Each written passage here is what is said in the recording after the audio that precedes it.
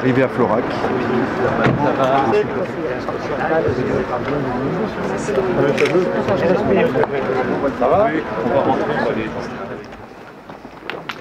Arrivé dans le jardin de la sous-préfecture à Florac. Messieurs les parlementaires, Monsieur le Président de l'Association des maires, Mesdames et Messieurs les élus et surtout Mesdames et Messieurs les membres du personnel de la préfecture et de la sous-préfecture. Comme vous le savez, Monsieur le ministre de l'Intérieur nous fait le grand honneur d'être présent aujourd'hui d'abord en Lozère et puis ensuite à la sous-préfecture de Florac, qui est la sous-préfecture de la Lozère, et puis où sont également rassemblés les personnels, une grande partie du personnel de la préfecture. Il va s'adresser à vous sur les thèmes du rôle de la préfecture et des sous-préfectures, de leur avenir. Il en a d'ailleurs déjà touché un mot tout à l'heure lors de l'inauguration de la brigade de gendarmerie de Pont-de-Montvert. Donc je crois que c'est un discours que vous attendez, vous, personnel de la préfecture et de la sous-préfecture. Et donc je suis sûr qu'il correspondra à vos attentes. Je voudrais remercier le ministre de l'Intérieur une fois de plus d'être présent en Lozère. Je le fais aussi au nom des élus qui lui ont déjà dit et qui vont lui redire, ici comme tout à l'heure à Mende, parce qu'évidemment c'est toujours un grand honneur d'avoir le ministre de l'Intérieur dans ce département, dont il a dit qu'il était un des plus beaux de France, et étant en poste depuis 5 mois dans ce département, je le confirme.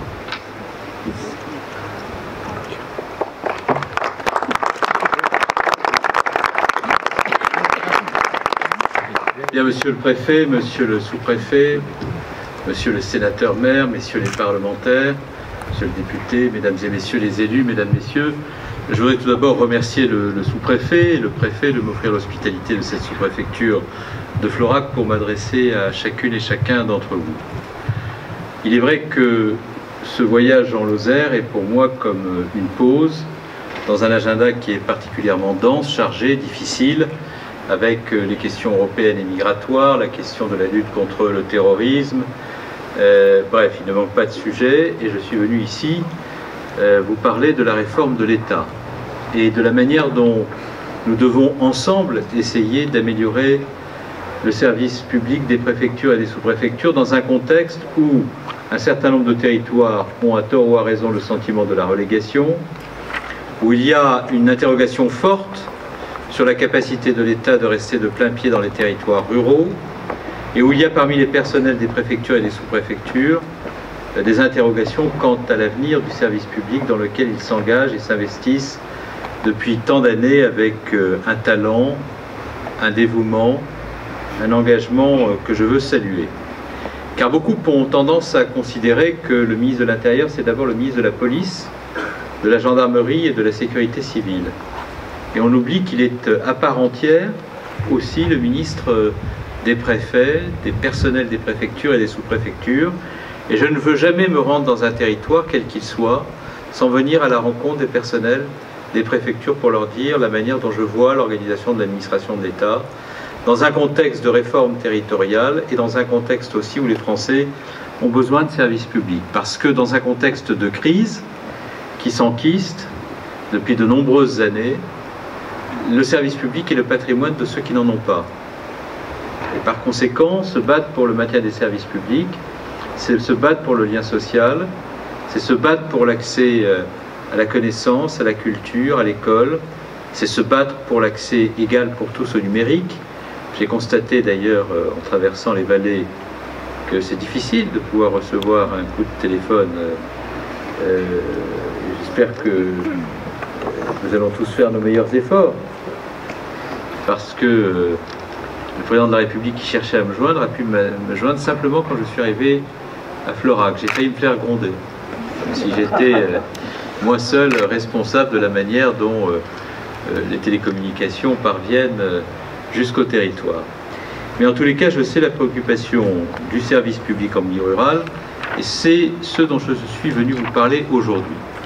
Le premier sujet que je voudrais aborder avec vous, c'est la nécessité de donner les moyens à l'administration préfectorale de se moderniser et d'être présente dans les territoires ruraux. Il ne s'agit pas de dire que l'on veut lutter contre la relégation d'un certain nombre de territoires, réels ou éprouvés. Il ne s'agit pas de dire aux fonctionnaires des préfectures et des sous-préfectures, lorsqu'on vient les rencontrer, qu'on entend leur donner les moyens, parce que comme beaucoup de ministres de l'Intérieur sont venus le leur raconter, et que cela n'a pas toujours été suivi des faits, à chaque fois que je tiens ce propos, je sens un abîme d'interrogation dans les yeux de mes collaborateurs. Il faut plutôt leur expliquer comment on va le faire. Et c'est ce dont je suis venu vous parler. Le premier point sur lequel je voudrais insister, c'est sur le fait que j'ai voulu mettre fin à la logique du rabot qui a inspiré souvent la révision générale des politiques publiques et qui a conduit notre pays à voir l'équivalent de près d'une douzaine de préfectures disparaître en quelques années, puisque les préfectures et sous-préfectures ont perdu près de 3500 emplois. Quand on sait qu'il y a en moyenne dans chaque préfecture 350 emplois, un peu plus, un peu moins, ce qui a été supprimé en quelques années, l'équivalent d'une douzaine de préfectures. Ça n'est pas rien. Lorsque je suis arrivé au ministère de l'Intérieur, la dernière déflation d'effectifs annuels était de près de 600 emplois. Le premier budget dont j'ai eu la responsabilité, grâce aux arbitrages rendus par le Premier ministre Manuel Valls, qui avait senti la difficulté d'aller au-delà de ce qui avait été engagé en matière de suppression d'emplois, m'a conduit à ne préconiser des suppressions qu'à hauteur de ce qu'il était possible de documenter par l'effet de la mutualisation des services. C'est-à-dire ce que nous pouvions réduire en termes d'effectifs par des efforts de modernisation consentis, partagés, pertinents, rationnels, était assumé par moi, et ce qui ne pouvait pas relever de cette logique était refusé, faisait l'objet de mon combat budgétaire. Et alors que la tendance était de 800 suppressions d'emplois par an,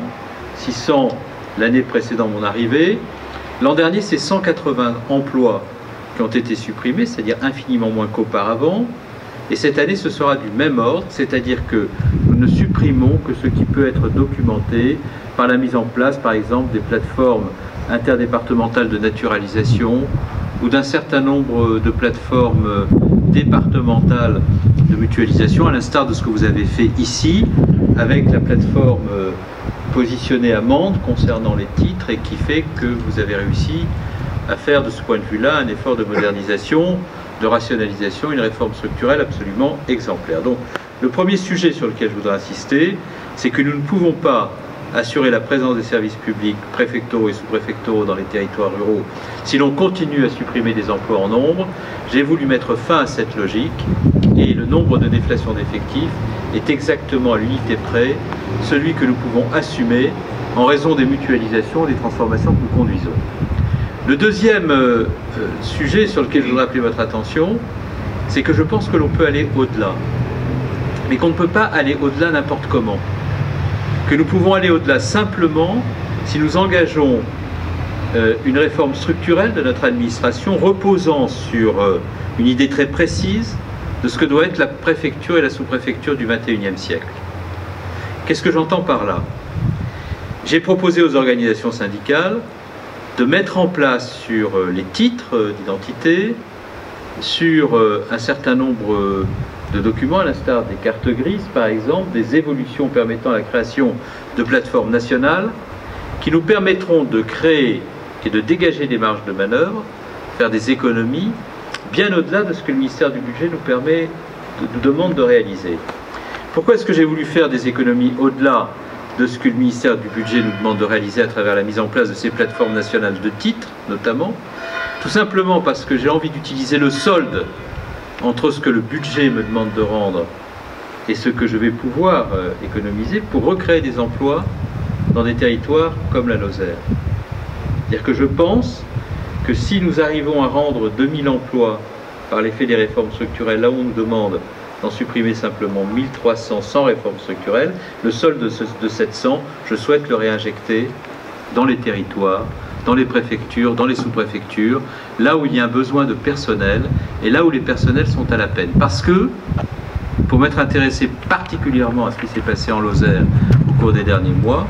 j'ai parfaitement conscience que l'effort que vous avez fait de modernisation à travers de mouvements que j'ai bien à l'esprit, la plateforme à Mende et la spécialisation de la sous-préfecture de Florac qui accomplit des missions pour le compte du département tout entier, tout cela n'a pas réglé la totalité des questions que vous avez à l'esprit.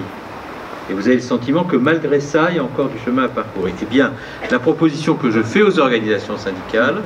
qui fait l'objet d'un travail extrêmement serré entre mon ministère, mon cabinet et les organisations syndicales pour réussir, c'est que l'on parvienne à relever ce pari, une réforme de structure qui permettrait de recréer des emplois dans les territoires. Le troisième sujet sur lequel je voudrais insister, c'est sur le fait qu'on n'a pas touché à la carte des sous-préfectures et des services publics dans les territoires depuis maintenant 1926. La carte des sous-préfectures, elle date de 1926. Jacques Blanc, qui a une belle longévité politique dans ce département, n'était pas encore élu à ce moment-là. Je vais vous dire à quel point ça fait longtemps. Et donc, il nous faut absolument réviser tout cela. Comment le faire? Là aussi, j'ai une doctrine très simple. À partir du moment où nous donnons ces marges de manœuvre dont je viens de parler, il faut pouvoir supprimer des sous-préfectures là où il y a des évolutions démographiques ou numériques qui justifient qu'on puisse créer les conditions d'un jumelage entre des arrondissements, tout simplement parce qu'il n'y a plus autant de population que cela a été nécessaire. Il faut pouvoir créer des sous-préfectures dans des territoires qui se sont démographiquement densifiés où il y a des enjeux considérables. Et il faut pouvoir aussi inventer de nouvelles formes de présence de l'État, je pense notamment aux maisons de l'État, qui peuvent rassembler dans les locaux de sous-préfecture ou dans des locaux nouveaux, financés conjointement par l'État et les collectivités locales, des services préfectoraux ou sous-préfectoraux, des services de collectivité territoriale, des services d'ingénierie territoriale, pour faire en sorte que nous affichions un service public modernisé face aux citoyens qui ont besoin d'avoir la garantie que le service public sera davantage présent dans les territoires. Enfin, il y a un dernier point sur lequel je voudrais insister, c'est que dans le cadre de la grande réforme des régions que nous avons engagée, j'ai souhaité qu'il n'y ait pas la capitale régionale et le désert régional autour. C'est la raison pour laquelle j'ai demandé aux préfets, ça n'a pas été simple pour les préfets de région, ils sont revenus devant moi à plusieurs reprises pour me dire que l'exercice que je leur demandais était déraisonnable, mais je leur ai demandé de répartir les directions régionales entre les anciennes capitales régionales, de manière à ce que nous ayons des pôles d'équilibre, c'est-à-dire des axes entre les anciennes capitales de région qui permettent aux fonctionnaires de ne pas être contraints à la mobilité forcée et de pouvoir, par l'effet de la formation, être accompagnés dans leur parcours professionnel pour connaître la mobilité fonctionnelle et non la mobilité géographique. Je conclus donc sur ce point de la réforme des sous-préfectures, des préfectures, de l'État. Je veux mettre fin à la révision générale des politiques publiques, ce qui ne signifie pas qu'il ne faut plus faire d'économies, il faut les conduire par des réformes structurelles et affecter le solde des postes qui correspond au solde entre ce que l'on me demande de rendre et ce que je rendrai par l'effet de la réforme structurelle au territoire, et remailler le territoire à travers une réforme de l'implantation des sous-préfectures sur le territoire national, en créant aussi des maisons de l'État et des maisons de services publics, là où des services publics peuvent ensemble coaliser leurs efforts pour être au plus près des citoyens. C'est par exemple ce que nous faisons avec la Poste et la gendarmerie dans plusieurs territoires nationaux et notamment ruraux, et ce que nous pouvons faire en d'autres points du territoire national. Je suis donc venu, mesdames et messieurs, vous dire que je suis pleinement le ministre des préfets, que je suis pleinement votre ministre et que je m'intéresse de près aux sujets auxquels vous vous intéressez tous les jours, parce que ce sont aussi mes sujets et que j'entends être le ministre qui aura engagé la réforme de l'administration préfectorale et l'aura réussi. Il y a un deuxième point sur lequel je voudrais m'adresser à vous après cette mise au point sur tous les sujets qui vous intéressent. C'est sur ce que vous faites ici, car j'ai regardé de près ce que vous faites ici. Et ce que vous faites ici est pour moi très exemplaire de ce qu'il faudrait pouvoir faire ailleurs. Je m'explique. Lorsque je vois que, sous l'impulsion de l'administration préfectorale, des préfets, des sous-préfets, vous avez fait ce mouvement concernant les titres, et que vous n'avez pas fait que cela, que vous avez décidé de spécialiser cette sous-préfecture de Florac dans un certain nombre de domaines. Je pense par exemple à un sujet qui me tient très à cœur, et qui pour moi doit être l'un des axes de la réforme de l'administration préfectorale, le développement de capacités d'ingénierie au profit des territoires ruraux. Je parle sous le contrôle des élus éminents qui sont là, de toutes sensibilités confondues. par-delà la question des dotations sur laquelle vous avez fait la manifestation dont vous rêviez il y a de cela quelques jours. Mais concernant honnêtement les communes rurales et les communautés de communes rurales, beaucoup de communautés de communes rurales et de communes rurales ont de beaux projets qu'elles ont des difficultés à faire aboutir parce qu'elles n'ont pas la compétence en ingénierie en face pour les conduire à leur côté. J'ai vu des collectivités locales ayant des capacités d'investissement significatives, j'ai vu des collectivités territoriales avoir des projets, mais ne pas nécessairement être armées pour aller chercher les fonds européens, car tous ceux d'entre vous qui s'intéressent aux fonds européens et le président des régions d'Europe connaît ce sujet, enfin qui est membre de la conseil d'administration des régions d'Europe connaît ce sujet. Et les programmes européens, c'est très compliqué, le Interreg, Fonds FEDER, tout ça, quand on n'est pas élu, quand on n'est pas dans l'administration, quand on vient d'arriver à la tête d'une communauté de communes rurales ou d'une commune rurale, pouvoir parvenir à récupérer ces fonds pour conduire des projets n'est pas évident. Il y a la judiciarisation de la vie publique ou la juridicisation de la vie publique qui fait que la juxtaposition des normes en matière environnementale, en matière d'urbanisme, rend extraordinairement complexe le chemin dit maire qui veut réaliser un projet. Et donc moi je souhaite que nous mettions à disposition des collectivités locales, rurales notamment, des équipes d'ingénierie qu'on peut projeter sur le territoire et qui aident les maires à faire sortir leurs projets. Qu'est-ce que vous avez fait d'autre que cela lorsque vous êtes inscrit dans le programme AIDER, qui est destiné précisément à accompagner les communes rurales ou les communautés de communes rurales dans leurs projets, que vous avez dans ce cadre-là décidé de faire en sorte que nous puissions sur les opérations cœur de bout